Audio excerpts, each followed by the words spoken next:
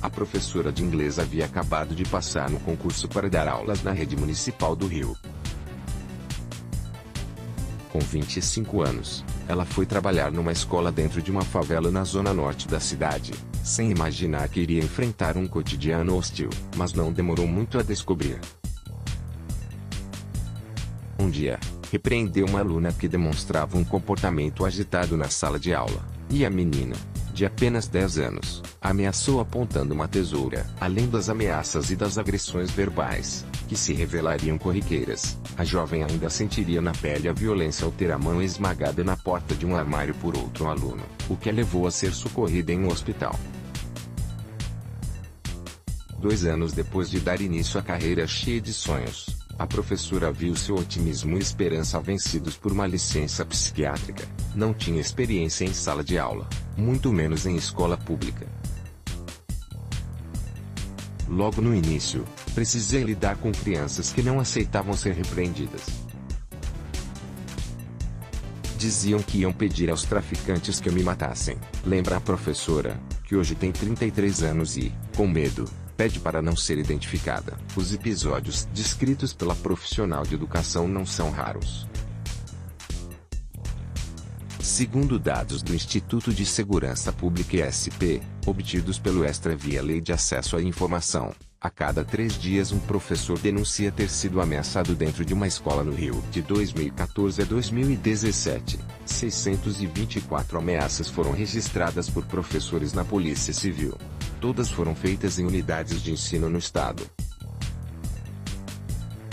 A licença da professora de inglês durou 3 meses. Após se recuperar, ela foi realocada pela Secretaria Municipal de Educação em outra escola, no Complexo da Maré, onde não teve problemas. Com o tempo, percebi que o ambiente violento nas escolas tem muito a ver com a ausência da família da criança no ambiente escolar.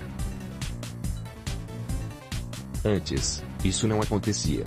Nessa nova escola, eu vejo os pais mais inseridos na vida acadêmica dos filhos, e o diálogo com o professor é melhor, avalia.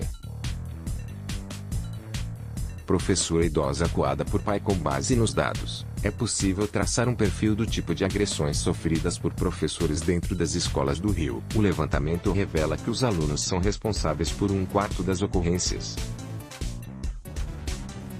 A maior parte das vítimas é formada por professoras. São mulheres que procuram a polícia para relatar terem sofrido alguma violência em 3/4 dos casos. Metade das ocorrências são no turno da manhã, entre 6 horas e 12 horas. Em apenas 5% das queixas as vítimas acusam colegas de profissão. Apesar da média de idade das vítimas ser 31 anos, profissionais experientes também são alvo de ameaças. Aos 67 anos, outra professora da rede municipal entrevistada pelo Extra relatou ter sido intimidada há 2 meses. Desta vez, não foi dentro da sala de aula, mas através de um recado dado pelo pai de uma estudante de 10 anos. Na minha turma, tinha uma aluna mais velha, que já tinha repetido de ano, e atrapalhava muito as aulas. Um dia, a repreendi de forma um pouco mais dura e, depois da aula, nos sentamos para conversar. Tudo correu bem. Mas, no dia seguinte, fiquei sabendo que o pai dela tinha ido à escola para mandar um recado pela diretora. Ele disse que eu deveria tomar cuidado quando fosse sozinha à escola. Conta a professora, que dá aula numa escola municipal na Zona Norte e, desde que soube da ameaça, passou a fazer o trajeto até a escola, sempre acompanhada por outro professor da unidade. A área do 3º BPM, Meyer, que engloba 20 bairros da Zona Norte e favelas como Complexo do Lins, Jacarezinho e Manguinhos, é a que mais concentra registros de ameaça a professores. A região teve 38 casos registrados em delegacias da área, 6% do total do estado. O grosso das queixas está na capital. As escolas municipais tiveram, nos 4 anos do levantamento, 227 casos. Isoladamente, no entanto, a delegacia que mais contabilizou denúncias fica na Baixada Fluminense. A 59ª TP, Duque de Caxias, abriu investigação para 17 ameaças a professores. Morador da Baixada, o professor de Geografia Caio Andrade, de 30 anos, afirma que teve que abrir mão de emprego pela saúde. Em 2011, ele passou no concurso da Rede Municipal de Mesquita, cidade de 168 mil habitantes da região, e começou a dar aulas para jovens e adultos, à noite.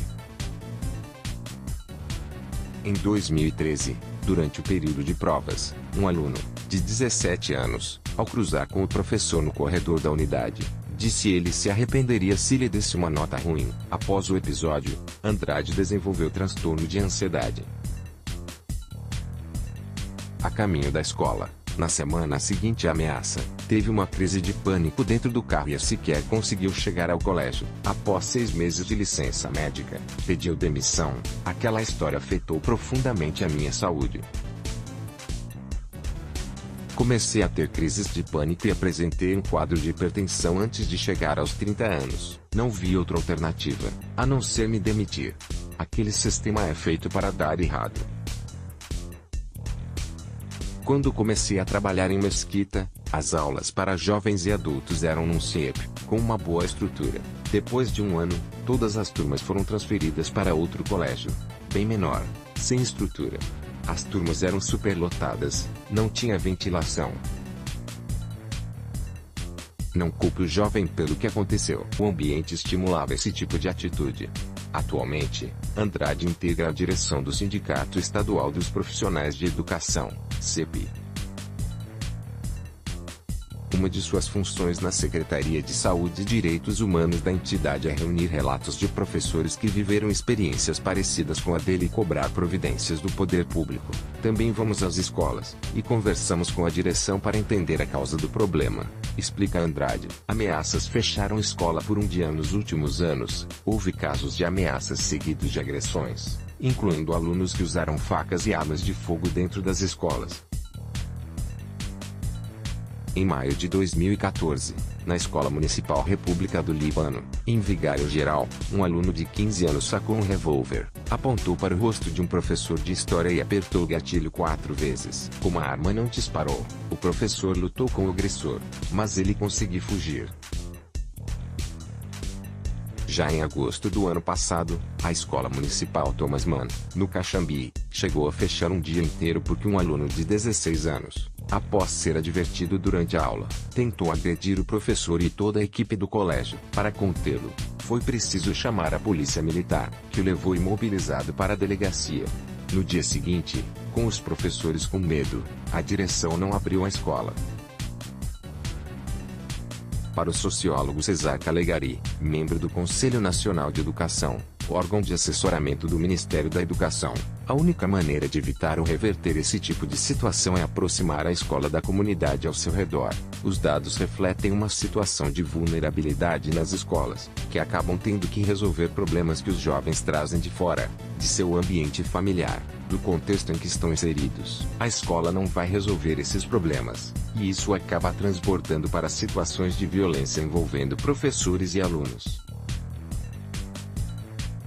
A solução mais eficaz é traçar uma estratégia de aproximação real da escola com a comunidade no seu entorno, fortalecendo vínculos com as famílias, facilitando o diálogo. Só assim é possível diminuir a violência no ambiente escolar, defende Calegari.